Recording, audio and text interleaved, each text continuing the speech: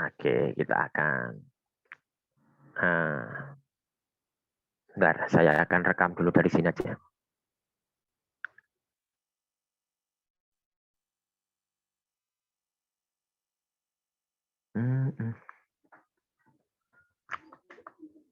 Oke, sudah saya rekam ya. Oke, saudara semuanya langsung saja saya lanjutkan. Jadi nanti yang belum silahkan nanti langsung masuk aja. Yang pertama begini, saudara semuanya, perkuliahan kita ini mulai hari ini, yaitu kita fokus membahas kriminologi, kriminologi. Untuk metodenya relatif sama dengan mata kuliah ilmu negara maupun yang lainnya.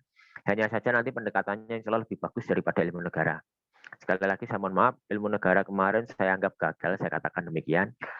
Karena memang saya masih bingung mencari konsep yang tepat dalam mengajar. Kalau ini insya Allah sudah gimana ya, saya katakan sudah sesuai harapan lah, insya Allah. Bismillah lah, semoga sesuai harapan.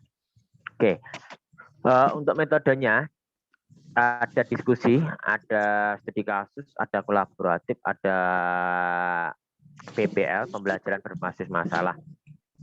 Jadi secara umum nanti seperti itu saudara semuanya. Terus kemudian saudara semuanya yang perlu saya sampaikan juga adalah untuk teknik nanti sama, kita pakai via Zoom seperti ini, kemudian pakai psikologi, bukan pakai open learning WMS, kita pakai psikologi saja. Kemudian untuk psikologi seperti biasa dulu isinya kan sama, ada 3. Ada link apa?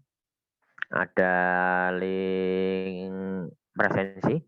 Kemudian yang kedua adalah lembar jawab. Yang ketiga salah satunya adalah soal ujian, soal penugasan pada setiap pertemuannya, Jadi ada materi, ada link, kemudian ada lembar jawab pada setiap pertemuannya. Oke, itu kira-kira seperti itu. Untuk Zoom, mungkin di semester ini relatif lebih banyak daripada yang dulu. Karena bagi saya Zoom itu penting menjadi cara untuk mendiskusikan permasalahan-permasalahan pada setiap materi. Atau bisa saja, mungkin nanti saya merekam dulu materinya di YouTube, kemudian nanti saya sampaikan di WA Group, Anda nanti saya berikan kesempatan nonton di YouTube, kemudian nanti Anda bisa mengkritisi apa-apa yang saya sampaikan di YouTube tersebut, kemudian pertanyaannya baru kita masuk ke Zoom. Jadi caranya seperti itu. Jadi ada yang kita model seperti itu juga bisa nanti sambil jalan.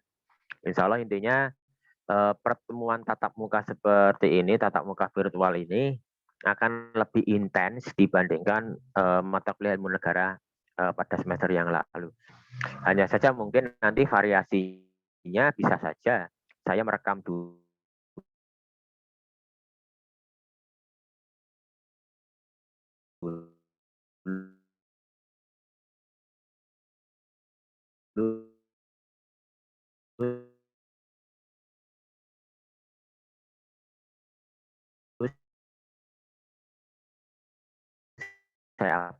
saya pecah-pecah saja menjadi pertemuan 1, pertemuan 2, pertemuan 3, dan sebagainya.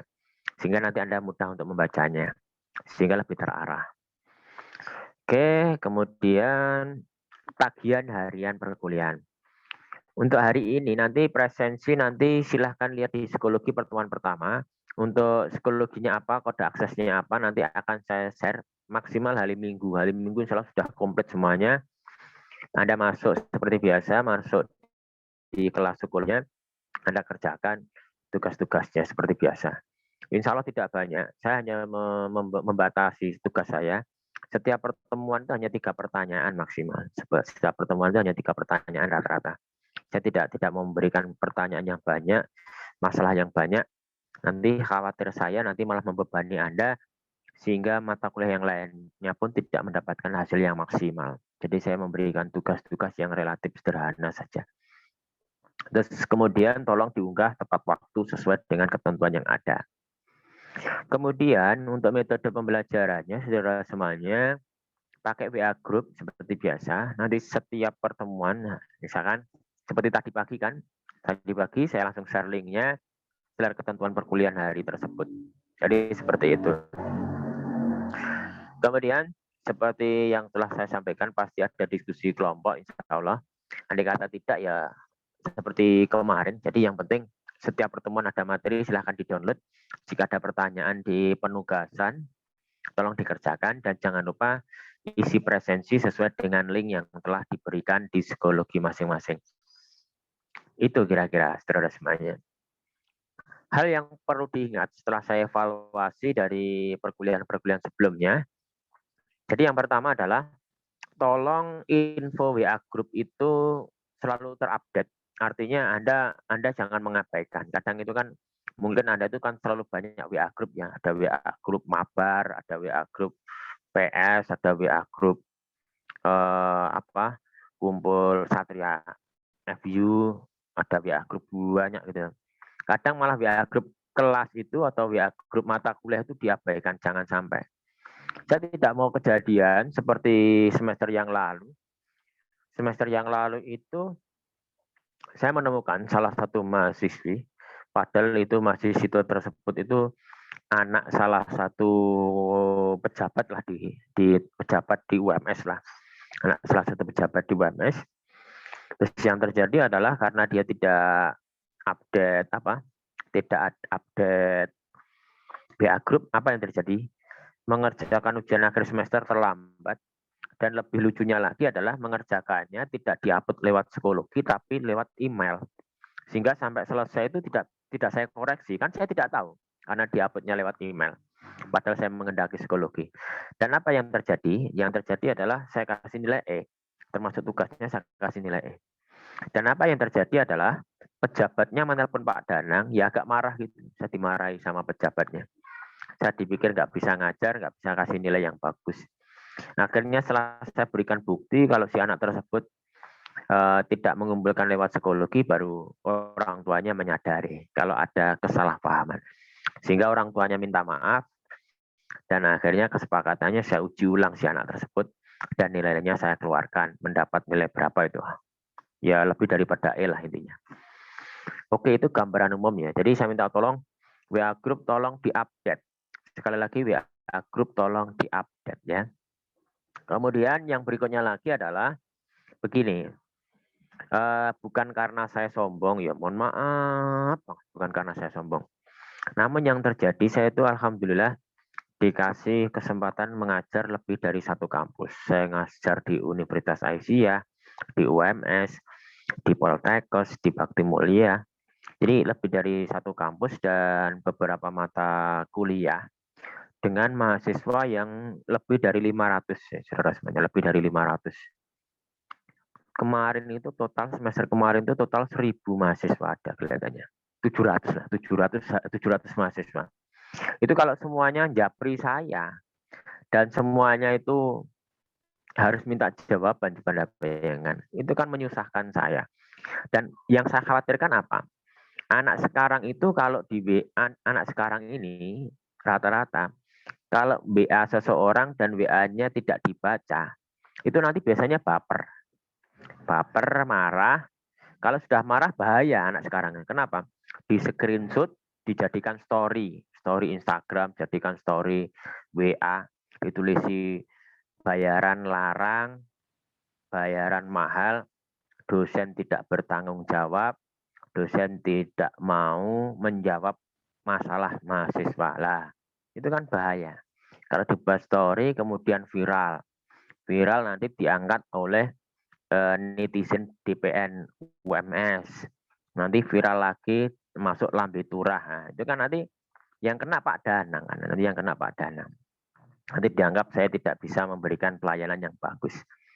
Malah nanti bayarnya lagi dilaporkan ke Pak Muhibin. Nah, Pak Muhibin ini dosen Pak Danang ini kalau saya WA nggak dibalas Pak. Apa karena dia miskin, nggak punya kuota atau gimana Pak? Itu kan nanti akhirnya saya dipanggil. Nanti kalau dipanggil Pak Muhibin kan otomatis dapat SP, surat peringatan.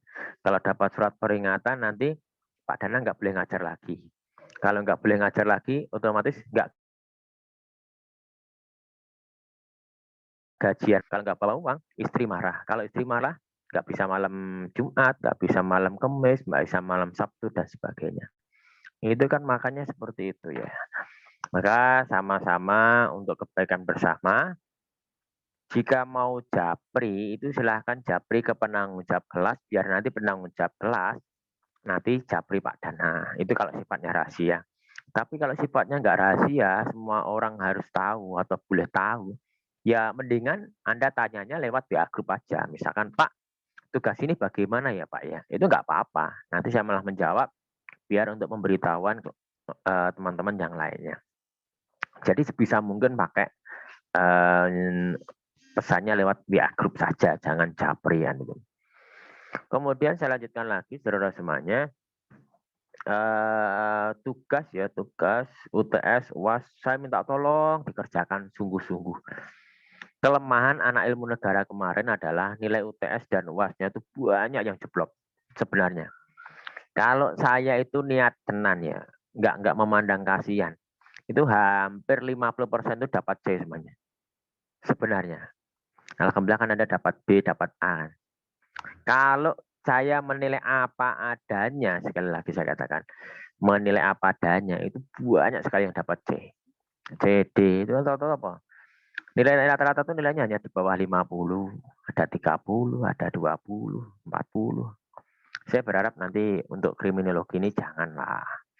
Paling nggak dapat 60 lah, 60, 70 gitu loh. Biar saya ngasih nilai itu seneng loh, langsung kasih semuanya. Saya tuh kan nggak suka mahal-mahal, kasih nilai itu nggak suka mahal.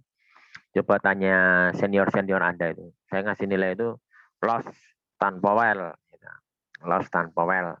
Jadi nyantai lah. Tapi tolong ya juga Anda juga konsekuen, juga berkomit lah dengan nilai itu. Untuk penilaian masih sama, jadi ada upload tugas, kemudian UTS, UAS sama. Ini yang porsinya paling tinggi nih loh. Porsi paling tinggi itu ini. Ini porsi paling tinggi. Ini sama ini. Ini porsi paling tinggi nih. Kerjakan, UTS tidak kerjakan, UAS tidak kerjakan, nilainya pasti buruk. Saya menyadari mungkin di antara teman-teman Anda itu atau mungkin Anda berpikir, walah tugas nggak dinilai Pak Danang. Kata siapa? Loh ini tak rekap nih. Loh, saya rekap. Ini saya rekap semuanya. Oh, saya kan ya juga disiplin kan. Saya kan anak didiknya Pak Mutoli ini. Oh, ya kan. Saya termasuk hasil ujian pun juga ada rekapannya. Semuanya Anda boleh tanya mata kuliah apapun pasti ada rekapannya. Saya ngajar semua itu pasti ada rekapannya nilai. Dan itu bisa di cross check, kunci jawabannya apa semuanya ada. Artinya apa? Apa yang kamu lakukan itu tidak sia-sia. Terkadang mahasiswa itu tidak mau mengerjakan karena dia apatisnya gini, alah aku garap tugas oke-oke ya ora digagas gurune, saya banyak kerjakan tugas paling-paling juga nggak dilihat sama dosennya. Itu yang terkadang menjadikan seseorang tidak mau mengerjakan tugas. Kalau Pak Danang insya Allah pasti saya cross check, Karena tidak mungkin saya bisa ngasih nilai tugas tanpa melihat tugas Anda, itu kan nggak mungkin. Ya, gitu. Oke, sekarang sudah masuk kepada materi perkuliahan. Jadi yang pertama, ini nanti minggu depan ya, saya bahas minggu depan ini. Ini minggu depan saya bahas. Untuk materinya insya Allah nanti bisa di-download di psikologi mulai hari Minggu. Minggu insya Allah sudah bisa diunduh. Ini ya. Oke, ini minggu depan kita bahas ya. Landasan dan urgensi pentingnya mata kuliah kriminologi bagi mahasiswa. Saya kasih pengertian secara umum saja lah. Jadi begini saudara semuanya. Pasti Anda bertanya-tanya, sebenarnya kriminologi itu kenapa diberikan buat anak-anak PPKN kan begitu. Kriminologi itu apa Pak? Kriminologi itu salah satu ilmu, salah satu bagian sebuah keilmuan yang berisi atau menguji atau mempelajari tentang berbagai masalah tindak kejahatan. Mulai dari penjahatnya, mulai dari kejahatannya, mulai dari penindakannya, mulai dari pihak-pihak yang memiliki bagian daripada terjadinya peristiwa kejahatan tersebut. Jadi ini nanti kita tuh membahas mengamati sebuah kejadian kejahatan di sekitar kita atau tindak kejahatan di sekitar kita atau yang tergolong bagian daripada kriminalitas. Baik kriminalitas dalam bentuk fisik, fisik itu contohnya misalkan pembunuhan, pemerkosaan, terus penjambretan dan sebagainya, atau kejahatan dalam bentuk ekonomi, misalkan pencurian, korupsi dan sebagainya, atau hal-hal yang lainnya yang sifatnya menjurus daripada tindakan-tindakan melanggar hukum. Itu nanti akan kita lihat. Termasuk di dalamnya nanti kita akan mengecek orang-orang yang biasa menjadi penjahat itu apakah memiliki ciri khas. Apakah ada sebuah kekhasan pelaku kejahatan. Nah, seperti itu. Kemudian nanti kita juga akan melihat tindakan mana yang tergolong tindakan kejahatan psikopat. Nah, itu nanti juga psikososial kita masuk akan membahas di sini. Jadi, misalkan kejahatan seperti ini termasuk pelakunya itu psikopat atau apa, itu nanti kita akan melihat pada mata kuliah ini. Kemudian kita akan juga melihat tentang seseorang itu melakukan tindak kejahatan korupsi itu apa sebenarnya penyebabnya, kan begitu.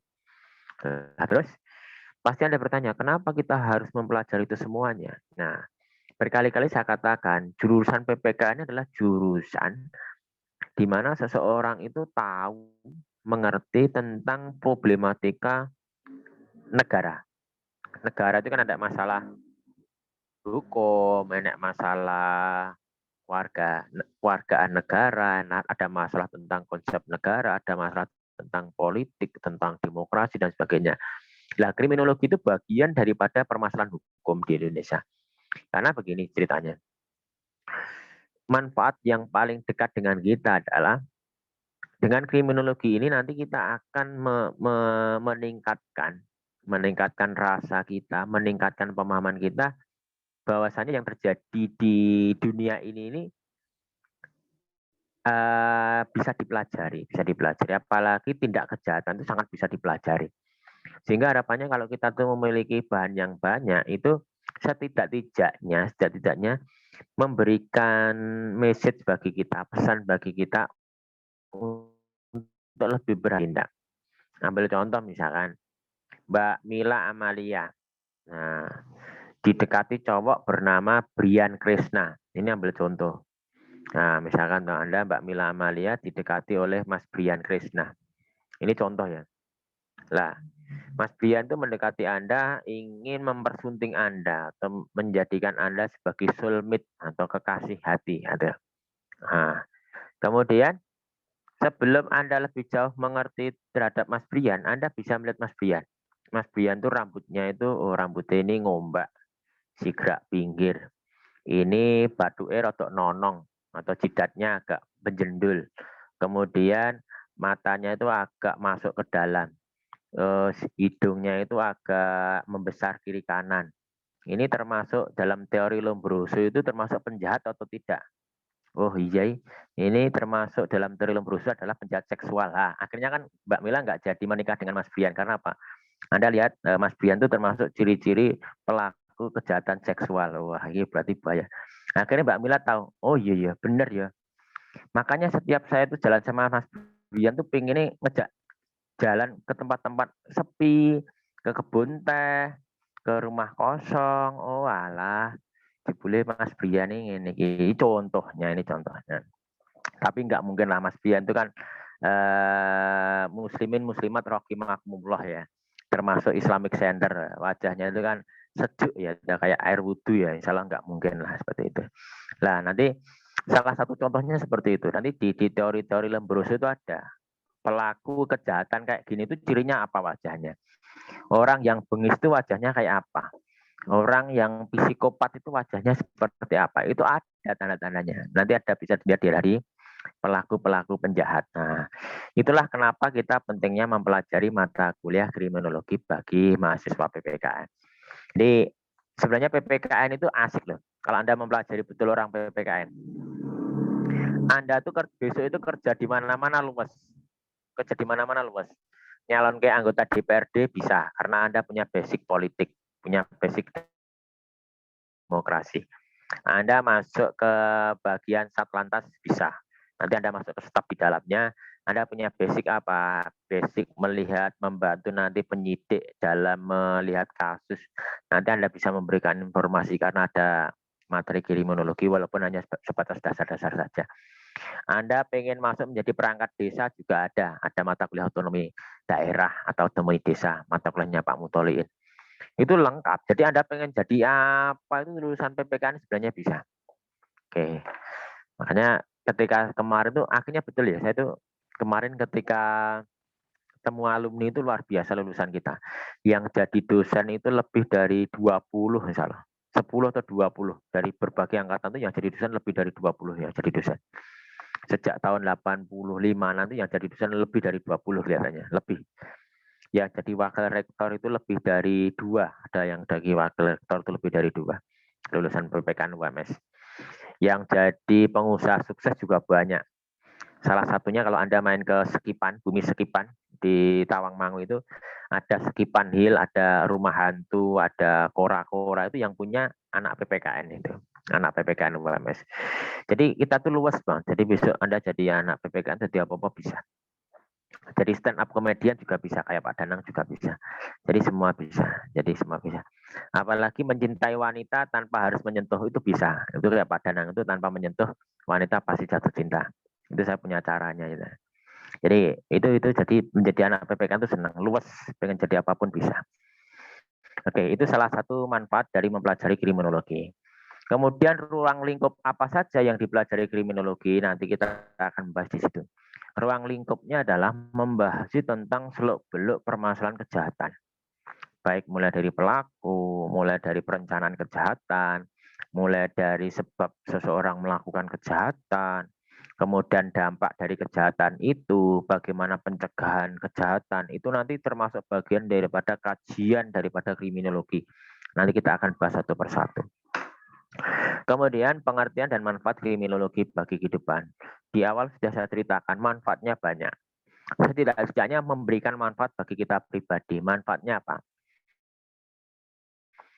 Orang itu semakin banyak ilmunya, itu cenderung tidak mudah dibohongi, tidak mudah ditipu. Itu tolong pengalaman hidup. Semakin banyak ilmunya, itu semakin tidak mudah dibohongi. Apalagi Anda punya dasar-dasar dalam melihat kejahatan. Itu misalkan Anda nanti pergi setelah ini kuliah selesai, lulus, Anda pengen merantau ke Makassar. Anda pengen merantau ke Makassar. Atau merantau ke Jakarta, atau merantau ke Papua. Dengan ilmu-ilmu yang Anda dapat selama kuliah ini, termasuk kriminologi, setidaknya Anda memberikan seperti benteng lah, seperti perisai. Jadi misalkan nanti Anda naik bis, Anda berdekatan dengan siapa itu sudah tahu, oh kalau saya seperti ini harus bagaimana ya. Orang itu rata-rata dilecehkan karena seperti ini. Oh ya sudah, kalau gitu kalau saya masuk di mana di bis itu baju saya harus begini.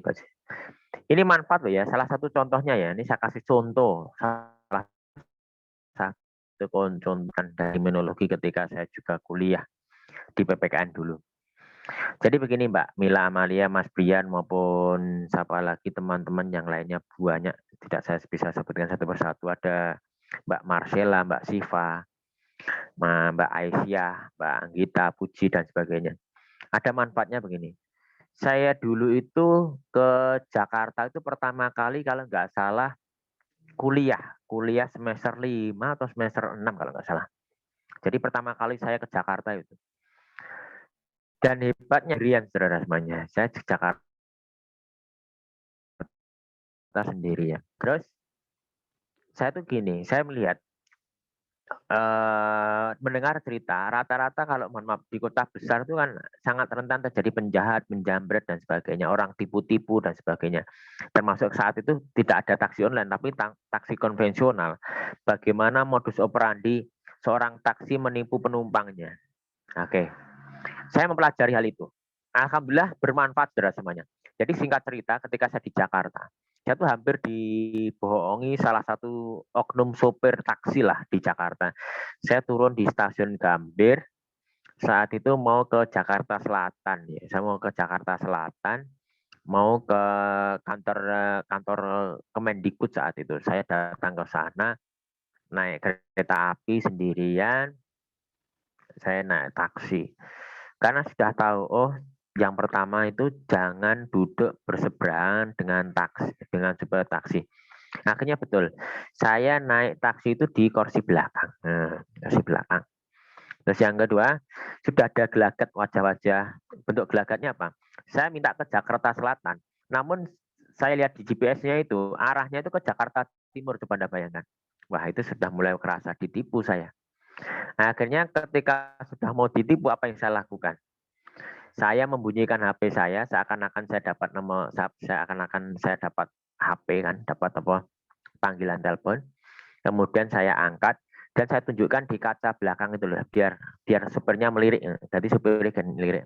Nah, ketika saya nelpon, saya berlagak sok-sok angkatan gitu, sok-sok orang angkatan tentara gitu. Tentara itu kan yang penting ini, ciri-ciri tentara angkatan itu begini, anggota tentara itu biasanya ciri-cirinya kalau nelpon itu isinya hanya dua, siap dan ya. Nah, siap Pak, iya Pak, sudah sampai Jakarta Pak, siap Pak. Nah, dan apa yang terjadi? Supirnya ketakutan, saudara semuanya. Supirnya ketakutan yang awalnya GPS-nya ke Jakarta Timur, kembali lagi ke Jakarta Selatan. Set. Dan hebatnya lagi apa? Ketika saya turun, saat itu di argonya itu tulisannya 18.000 di argonya itu 18.000. Saya turun, saya kasih 25.000. Itu ketakutan, nggak usah Pak, nggak usah Pak, nggak usah Pak. Nah, akhirnya apa? Ya sudah lah, diambil aja. 25.000 diambil aja. Wah, biar kelihatan kayak anak angkatan ini. Jadi seperti itu saudara semuanya. Itu kan dampak dari kita punya ilmu sehingga tidak mudah dibohongi ketika kita di mana berada dalam kota besar dan sebagainya. Dan itu terjadi juga ketika saya di terminal Kampung Rambutan.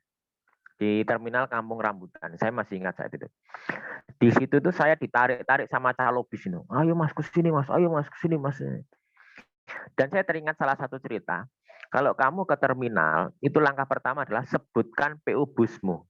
Jadi sebutkan bis yang mau kamu gunakan. Jadi jangan kayak orang linglung. Penjahat itu suka orang awam yang culun ini misalkan wajahnya ini, bingung. Nah, ini senang. Penjahat tuh kalau lihat orang culun itu senang. Akhirnya digeret-geret, saya ditarik-tarik toh. Apa yang saya lakukan? Saya langsung bilang, PO bis ini, saya sudah janjian sama ini. Dia sudah ketakutan, akhirnya dilepas. Jadi caranya seperti itu. Dan akhirnya salah satu penumpang sebelah saya juga kena tipu oleh seperti itu. Dia ditarik sama calo-calo tadi, disuruh pakai salah satu PO bis Gunung Kidul. Padahal dia rumahnya di daerah Jawa Timur, coba Anda bayangkan. Dia dipaksa naik PO bis atau salah satu bis jurusan Gunung Kidul. Tapi dia suruh naik bis Jawa Timur, coba Anda bayangkan. Karena apa? Dia gugup, bingung, dan sebagainya. Itulah tadi. Jadi pengenalan terhadap kejahatan itu menjadi penting. Karena apa? Di sekitar kita banyak sekali penjahat. Termasuk penjahat cinta, banyak sekali. Penjahat-penjahat itu. Tipu-tipu ya. Karena kan selamat siang, dunia tipu-tipu ya. Jika dunia kan penuh tipu-tipu ya. Kata selamat siang dunia tipu-tipu ya.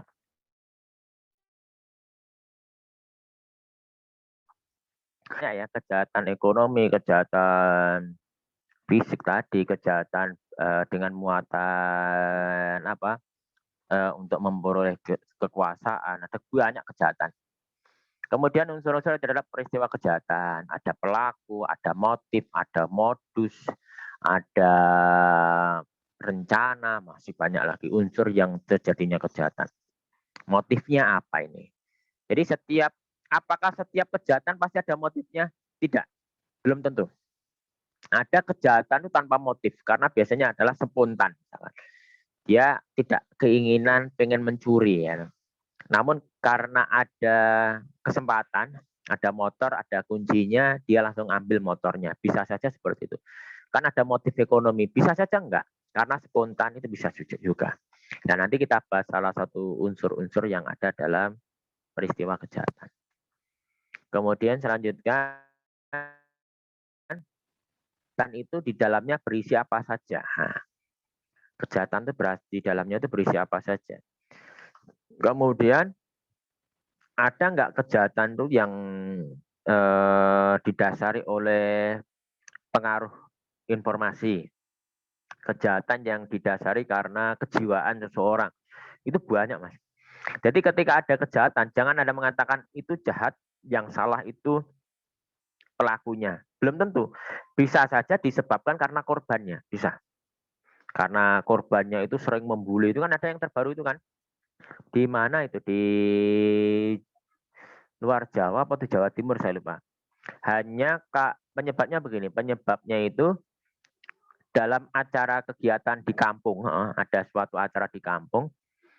Terus temannya itu dipelorotin celananya. Jadi misalkan Mas Brian itu sedang nyanyi di hadapan masyarakat, ngibing saking senangnya. Dari belakang tuh Pak Danang diam saja, langsung melorotin celananya Mas Brian. Nah, terus Mas Brian kotar kadur gitu. Terus akhirnya punyanya itu pisangnya ngalor ngidul lah. Akhirnya seperti itu. Nah, itu apa yang terjadi? Mas Brian itu sampai karena malu, dia pulang ke rumah langsung ambil golok. Saya langsung digolok. Karena apa? Motifnya apa tadi? Karena rasa malu. Jadi bisa saja pelaku kejahatan itu melakukan kejahatan bukan karena niat pelaku. Karena bisa juga karena motifnya balas dendam. Bisa. Nah, ini kita bahas satu persatu. Nah, pelaku ini seperti apa? Teori-teori pelaku melakukan kejahatan itu seperti apa? Banyak sekali. Nanti kita bahas satu persatu. Nah, kemudian yang berikutnya adalah materi tentang ini, pencegahan kejahatan. Nah, institusi kepolisian. Menurut Undang-Undang Dasar 45, dulu itu namanya ABRI, Mbak. Sebelum amandemen UUD 45 itu adanya ABRI. Angkatan Bersenjata Republik Indonesia. Itu ABRI itu gabungan antara TNI dan polisi. Nah, semenjak terjadinya reformasi dan dilakukan amandemen UUD 45, sekarang ini ABRI dipecah jadi dua atau tugasnya dibagi. Polisi itu bertugas untuk menjaga ketertiban dan keamanan. Kalau TNI itu bertugas menjaga pertahanan dan keamanan. Bedanya di situ. Jadi kepolisian itu tugasnya adalah menjaga ketertiban dan keamanan di dalam lingkup masyarakat. Jadi maka setiap kejahatan itu siapa aparat penegak hukumnya? Salah satu adalah polisi. Polisi itu bertugas untuk apa? Melakukan penyidikan, melakukan penyelidikan. Penyelidikan itu adalah menemukan bukti-bukti terjadinya sebuah kejahatan. Kalau penyidikan adalah dari tindak kejahatan tadi atau dari BAP tadi, dari berita acara pemeriksaan tadi, dari penyidikan tadi, itu dikaitkan dengan pasal-pasal yang dikenakannya. Jadi misalkan, oh ini dilihat dari bukti temuannya, mulai dari pengakuan, mulai dari saksi ahli, mulai dari barang bukti, mulai dari visum dan sebagainya.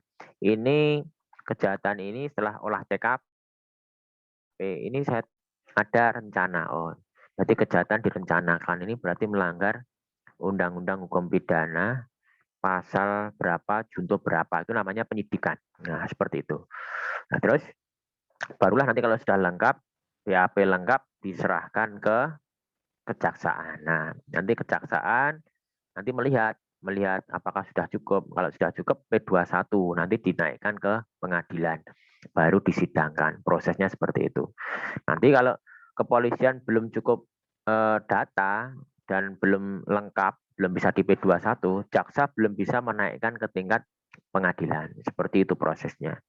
Di polisi itu penentu ya, polisi itu penentu apakah kejahatan itu bisa dilimpahkan ke pengadilan atau tidak, itu polisi sangat menentukan sekali sebenarnya.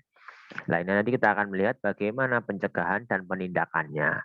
Ketika kejahatan terjadi, seperti apa polisi ini bekerja. Alhamdulillah sekarang ini polisi di bawah Kapolri yang baru ini, khususnya Undang-Undang ITE, itu penanganannya tidak seperti dulu-dulu. Kalau dulu itu kan Undang-Undang ITE dilaporkan cukup bukti langsung dilimpahkan kejaksaan, diadilkan dan sebagainya. Sekarang kalau Undang-Undang ITE itu tidak dimenindakkan tapi dicegah dengan cara bagaimana? Diselesaikan dengan kekeluargaan, dikasih notifikasi, dikasih peringatan. Tapi kalau masih membandel, baru dinaikkan ke tingkat berikutnya. Ini kan salah satu upaya pencegahan kejahatan. Nanti kita bahas satu persatu. Dan yang terakhir adalah, materi terakhir adalah peran masyarakat dan kendala dalam pencegahan tindak kejahatan. Masyarakat itu sebenarnya berperan penting dalam hal terjadinya kejahatan. Maka kan kata Bang Napi itu kan, kejahatan itu bukan hanya karena niat pelaku kan, mungkin juga karena kesempatan. Nah, maka semakin masyarakat itu berperan dalam pencegahan kejahatan, maka semakin minim sekali kejahatan itu terjadi. Jadi semakin orang itu paham tentang permasalahan kejahatan, maka semakin minim terjadi. Nah, nanti kita terangkan seperti apa peran masyarakat dalam minimalisir terjadinya tindak kejahatan di sekitar kita. Oke, saudara semuanya, itu saja yang bisa saya sampaikan untuk materinya. Masih ada kurang lebih 7 menit sebelum kita tutup sesi pertama. Sedikit informasi lagi, nanti seluruh tugas materi nanti bisa di-download di psikologi untuk kode akses dan sebagainya, nanti menunggu informasi di WA Group. Insya Allah nanti update, Pak Danang, saya update terus. Kemudian sekali lagi untuk pertemuan Zoom dan sebagainya, nanti menunggu kesepakatan di kelas. Jadi setiap hari nanti saya tawarkan. Hari ini, minggu ini, pekan kedua bagaimana? Apakah Zoom ataukah hanya melihat di YouTube? Nah, itu nanti bisa lihat bersama-sama. Oke, insya Allah nanti pembelajaran kita mungkin tidak seperti ketika Anda semester 1, insya Allah sudah akan melakukan banyak perubahan lah ke arah lebih bagus. Termasuk salah satunya adalah sekarang ini Pak Danang menggunakan akun Zoom pribadi. Kalau dulu kan saya pinjam pakai unit saya, sekarang enggak. Sekarang saya punya pribadi, berbayar juga sehingga bisa sampai berjam-jam sebenarnya ini. Tidak hanya 40 menit tapi bisa lebih dari 40 menit unlimited. Walaupun kuotanya hanya 100 orang, tidak boleh lebih. Oke, itu saja dari Pak Danang untuk pertemuan hari ini. Saya berikan kesempatan 1, 2, 3 penanya, termasuk hal-hal tertentu yang kaitannya dengan kriminologi boleh ditanyakan. Silahkan, siapa saja yang mau bertanya, saya catat namanya. Pak, izin bertanya, Pak. Ayo, Pak. Oke, satu-satu. Siapa namanya? Siapa dulu? Anggita, Pak. Ya, Anggita Puji pun ada. Anggita Puji? Iya. Ya, Anggita Puji, silakan. Sebelumnya perkenalkan, nama saya Anggita Puji dengan NIM A220200029. Anggita Puji, Pak. Oke. Saya ingin bertanya, apakah ada kemungkinan kesalahan dalam menentukan seseorang sebagai penjahat walaupun ciri-ciri menunjukkan bahwa ia merupakan penjahat? Terima kasih, Pak. Oke, terima kasih, pertanyaan menarik sekali ya dari Mbak Anggita Puji. Pak, mohon maaf, Pak. Apa-apa? Itu NIM-nya 29, Mbak. Oh, 29. Oke. Iya. Oke, siap Mbak Anggita Puji. Jadi begini Mbak Anggita Puji, ketika ada pertanyaan, ketika kita itu menentukan, ketika kita itu berusaha menentukan tentang pelaku kejahatan, entah itu menentukan dari tipe pelaku kejahatannya atau kejahatan yang dilakukan, apakah mungkin bisa salah?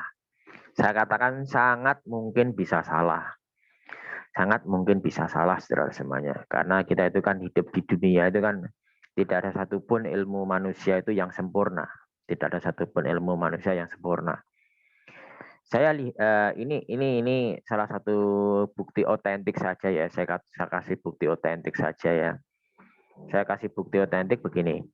Ambil contoh, ada terjadi di peradilan di Indonesia ini, ada salah satu orang divonis bersalah, kemudian hakim menjatuhi vonis hukuman tersebut sampai dengan dia menyelesaikan hukumannya, baru terbukti kalau dia tidak melakukan kejahatan itu. Apakah ada, Pak? Ada. Salah satu contohnya adalah misalkan ini masinis Bintaro dulu, masinis kereta api terjadi tabrakan hebat di Bintaro tahun 80 atau tahun 70 di Jakarta, saudara semuanya. Beliau itu baru berani mengungkap kebenaran tentang peristiwa tabrakan tersebut itu setelah tahun-tahun 2000. Nah, saat itu dia dikatakan dia juga dianggap melakukan kejahatan karena dianggap lalai dalam menjalankan tugas sehingga terjadi tabrakan maut Bintaro, tragedi Bintaro terkenal dengan tersebut. Akhirnya masinis tersebut dihukum, dipenjara dan dicopot dari pekerjaannya, luar biasa. Dan akhirnya dia tidak mendapat pensiunan dan sebagainya. Itu salah satu contoh bukti otentik. Jadi bisa saja ketika dalam hukuman itu entah itu mulai dari polisi, mulai dari hakim, itu bisa saja salah dalam memberikan vonis hukuman. Nah, untuk mencegah terjadinya itu, apa yang terjadi? Jadi begini, sebenarnya negara dalam hal ini melalui undang-undang yang ada, ini sudah berusaha untuk mengantisipasi agar tidak terjadi kekeliruan dalam pemberian vonis terhadap seseorang. Maka yang pertama adalah asas hukum itu adalah asas praduga tak bersalah. Apa disebut dengan asas praduga tak bersalah? Semua orang itu dianggap tidak bersalah, tidak melakukan kejahatan sebelum vonis hakim menentukan. Jadi yang pertama itu. Walaupun mungkin dia sudah dianggap menjadi terduga pelaku bla bla bla, tapi asas praduga tak bersalah harus selalu dipegang dalam penyelesaian kasus-kasus hukum. Yang kedua, di dalam undang-undang juga sudah ada. Setiap tersangka, tiap tersangka menjalani pemeriksaan di hadapan polisi, itu di dalam hukum acara pidana itu harus ditemani oleh lawyer, ditemani pengacara, itu ada ketentuannya. Itu salah satu tujuannya adalah pengacara itu ditugaskan untuk menjaga marwah, menjaga kehormatan dari tersangka tersebut agar tersangka tersebut dilindungi haknya, jangan sampai dipukuli dan sebagainya. Itu sudah diatur di dalam undang-undang. Jadi kan salah satu cara agar tidak terjadi kesalahan yang seperti yang disampaikan Mbak Anggita tadi. Belum lagi sekarang ini ada konstruksi hukum baru di Indonesia adalah sebelum masuk pengadilan, seorang tersangka boleh mengajukan yang namanya pra-peradilan. Nah, beda lagi dengan pengadilan. Kalau pengadilan itu dengan majelis hakim, kalau pra-peradilan itu hakimnya cuma satu.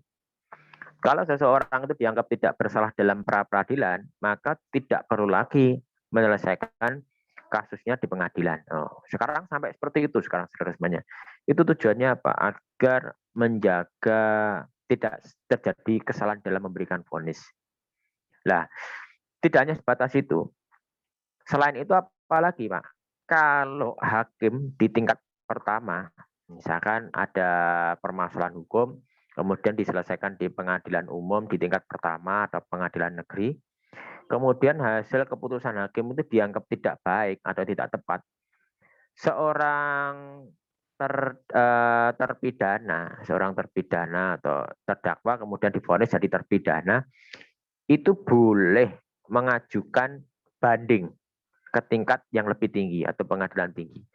Kalau pengadilan tinggi itu tidak sesuai harapannya, boleh lagi mengajukan kasasi di tingkat Mahkamah Agung. Kalau kasasi masih dianggap tidak baik, dia bisa lagi yang namanya peninjauan kembali di hadapan presiden.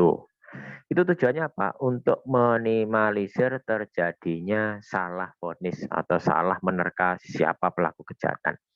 Itu kalau dalam ranah hukum. Nah, sekarang kalau dalam ranah akademik, apakah mungkin seorang ahli kriminolog, ahli kriminologi namanya kriminolog, bisa salah dalam menerka seorang pelaku kejahatan? Bisa. Namanya juga kan ini kan ilmu cocokologi apa? Bahasa sekarang yang gaul, cocokologi apa? Ilmu cocokologi apa? Ilmu mencocok-cocokkan gitu. Bisa saja salah. Itu tuh. Contohnya Pak Danang tadi ya. Saya melihat Mas Brian itu dilihat dari teori Lombroso, Mas Brian Krishna itu dilihat dari teori Lombroso adalah pelaku kejahatan seksual. Ya. Kalau dilihat dari rambutnya, dilihat dari matanya, itu bisa dikategorikan pelaku kejahatan seksual. Nah, tapi apakah Mas Brian itu betul pelaku kejahatan? Bisa saja salah. Karena kadang tuh wajahnya aneh, neng bukan pelaku. Kayak Pak Danang ya, Pak Danang tuh jalan saya jelek. Jalan saya tuh seperti orang sombong, orang kemaki, orang. Tapi kan hasilnya kan enggak. Saya itu kan orang murah hati, suka senyum, suka memberi dan sebagainya. Jadi bisa saja salah, bisa saja salah. Namanya juga ilmu, ilmu kajian.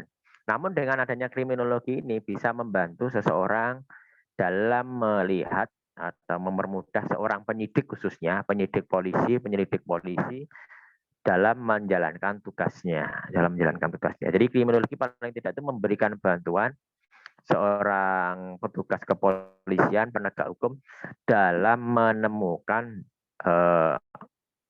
siapa saja pelaku kejahatan, membuat sketsa, membuat apa-apa itu biasanya memudahkan dengan adanya kriminologi ini. Oke, ada lagi mungkin? Silakan. Izin bertanya, Pak.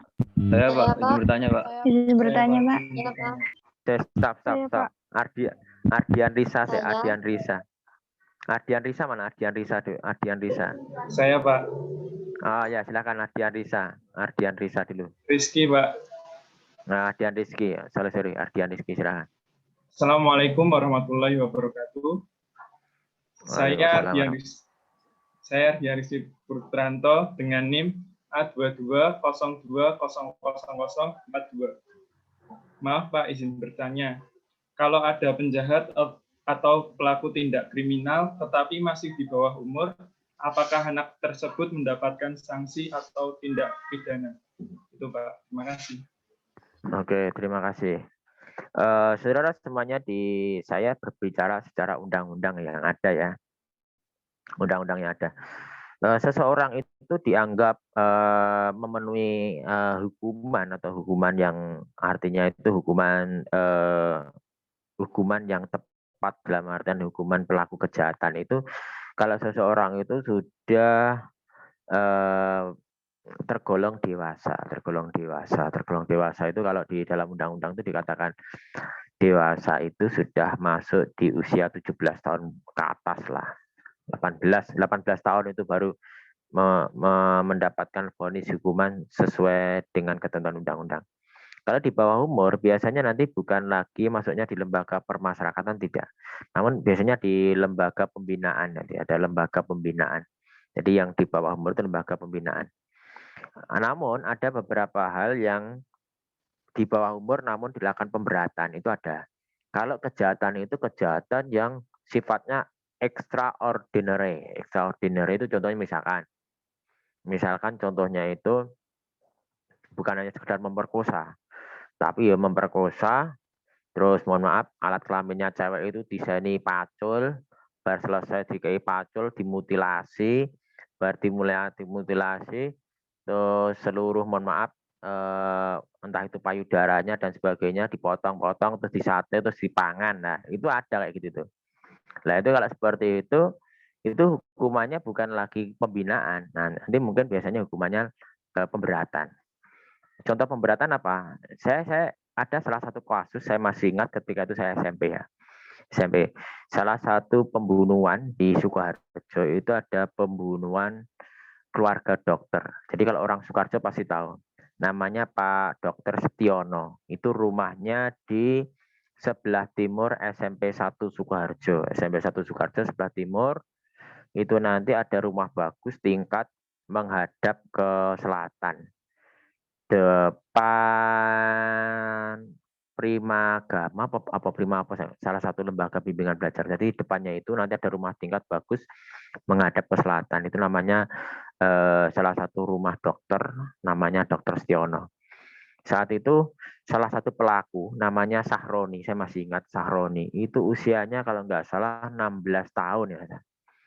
Namun karena pelaku itu pembunuhannya kejam sebenarnya.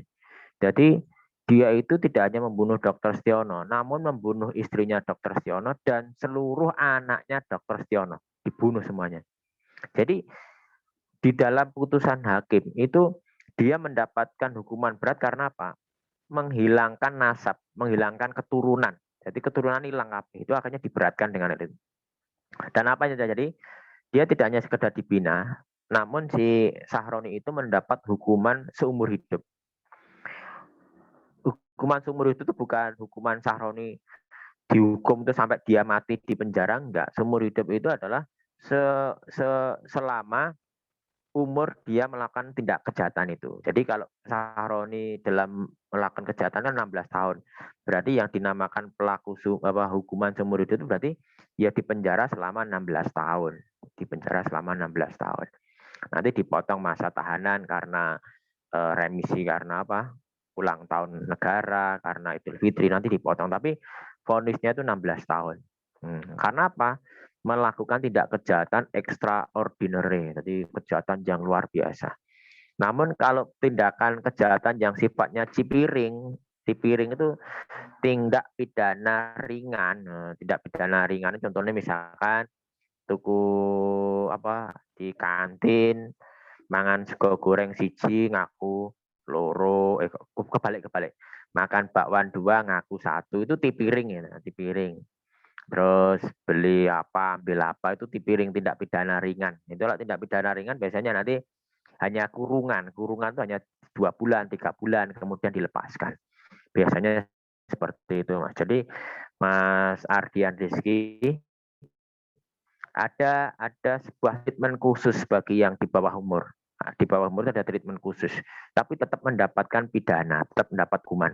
Hanya saja berat atau tidak tergantung kejahatan yang dia lakukan.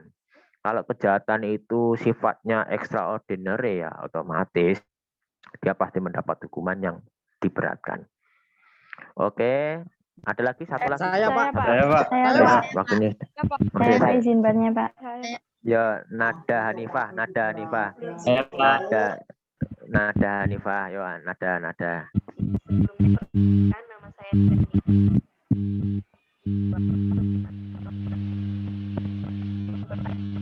untuk link absensi pengisian absensi khusus pertemuan hari ini itu harus menunggu link dari Pak Danang atau boleh menggunakan link yang sudah di-share sama dosen-dosen yang lain Pak, soalnya ada satu dosen yang bilang katanya pada hari di mana mata kuliah tersebut terjadwalkan Pak. Terima kasih. Oke, kaitannya dengan presensi, kalau presensi itu saya punya apa ya? Saya punya begini. Kalau kaitannya dengan presensi, kalau dari pihak program studi menyediakan, silahkan Anda presensi itu. Namun Pak Danang juga menyediakan presensi khusus di link saya nanti di pertemuan. Jadi silahkan Anda presensi itu nggak apa-apa, juga nggak ada masalah sih. Itu. Tapi saya juga menyediakan presensi, kayak kapasitasnya untuk apa? Untuk data atau arsip pribadi Pak Danang. Data atau arsip pribadi Pak Danang. Karena kan Pak Danang kan ketika memberikan nilai pada mahasiswa itu kan pertimbangannya banyak. Ambil contoh kasus kemarin ilmu negara. Ada salah satu mahasiswa itu nilainya buruk semuanya, namun saya kasih BC atau B. Itu salah satu pertimbangan karena dia rajin mengupload tugas, rajin mengikut perkuliahan dan sebagainya. Bisa saja seperti itu. Jadi itu salah satu bentuk apa ya, ucapan terima kasih Pak Danang buat mahasiswa lah gitu. Jadi gitu, tetap yang di-share sama Pak Bowo atau Pak Eko atau Pak Agus katanya dengan presensi bersama itu sah-sah saja, nggak apa-apa. Anda isi aja nggak apa-apa. Tapi Pak Danang juga menyediakan link nanti untuk digunakan Pak Danang untuk arsipnya. Oke, itu saja cukup untuk presensi hari ini, untuk kegiatan hari ini. Nanti kalau ada pertanyaan lagi, nanti minggu depan kita ketemu lagi. Kan ada ketemu setiap minggu, salah ketemu 1 jam aja. Oke, itu saja dari Pak Danang yang bisa saya sajikan pada kesempatan hari ini. Terima kasih. Semangat ya. Saya tahu semester 1 ini mulai bimbang, mulai apa ya? Mulai labil ya. Bingung ini kuliah atau tidak. Nah, kuliah. Yes. Menata iman, Pak. Nah, wes bener. Iman ditata, Imron ya ditata, semuanya ditata. Jadi disemangati, syukur-syukur nanti dimudahkan pembayarannya dan sebagainya, rezeki orang tua lancar sehingga orang tua tuh nyari sangu enak dan sebagainya. Amin ya Allah. Pak, Oke, itu saja dari apa? muka Ian, saya apa? kayak kriminal ya, Pak? Enggak. Anda tampan, Anda tampan. Hanya saja terlihat dari sini loh. Your dream is apa? Tulisannya apa? Belakang tuh. Your dream apa? Belakangmu apa? Backgroundmu apa? Oh, ini. Make your dream, Pak. Oke, keren. Enggak, ini hanya contoh saja. Itu aja jangan diambil hati. Kayak gitu diambil hati. Kayak netizen Indonesia aja sukanya apa-apa diambil hati kemudian diblokir. Baperan, Pak, baperan. Enggak. Dia manis kok. Masanya, Manis ya. Dibandingkan masa dibilang apa? apa? Apa? Saya sad boy masih dibilang kriminal, Pak? Gimana? Kan saya kan aslinya sad boy, Pak. Enggak, kamu Bukan tampan. kriminal. Oke ya, sad boy. Ya oke. Mbak Nada, Hanifah, Mas Brian, sad boy, tolong diberikan hiburan ya. Silahkan. Oke, itu saja dari saya. Kurang lebihnya dimaafkan. Jika ada salah kata, salah ucapan, kepada semuanya mohon dimaafkan. Semuanya adalah just kidding, hanya penghantar tawa, penghantar penat. Saya tetap berharap Anda lulus semuanya, karena Anda itu adik-adik saya. Nggak usah khawatir, Anda pasti bisa sukses kalau Anda punya niat dan semangat. Oke, itu saja dari saya, kurang lebihnya dimaafkan. See you minggu depan lagi. Goodbye.